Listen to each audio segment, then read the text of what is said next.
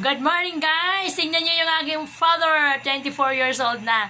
Yan, kaya lang medyo maraming nararamdaman, masakit tuhod, masakit dibdib, masakit ang likod at may ubo. Ganon talaga.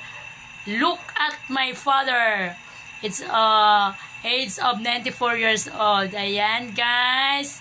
Good morning sa lahat nandyan sa kapalibutan, sa buong Pilipinas at saka sa buong mundo. Ayan ang aming buhay, buhay mahirap. Diba? Ayan tatay ka guys. Alam nyo guys, sa umagang ito, maghahanap buhay na naman ang kanyang anak na si Beth parang maitaguyod ang kanyang pangailangan sa gamot. Ang gamot niya ay kailangan mabili parang siya ay gumaling.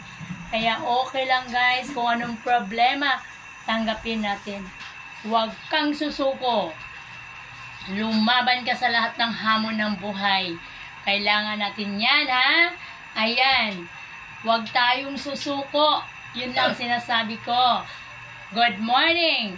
At huwag kayong mawalan ng pag-asa kasi ang tao ay may pag-asa.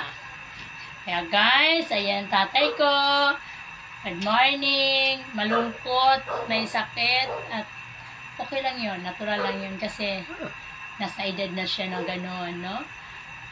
Parang bonus na lang niya lahat ito. Kaya huwag kayong malungkot kapag kayo ay nagkaroon ng ganitong problema. Kailangan na niyong tanggapin at lumaban kayo sa hamon ng buhay, guys. Thank you very much. Huwag kayong magatubili manood at mag-subscribe ng aking YouTube channel, Bibet Cabasa. Thank you very much and good morning. Hi!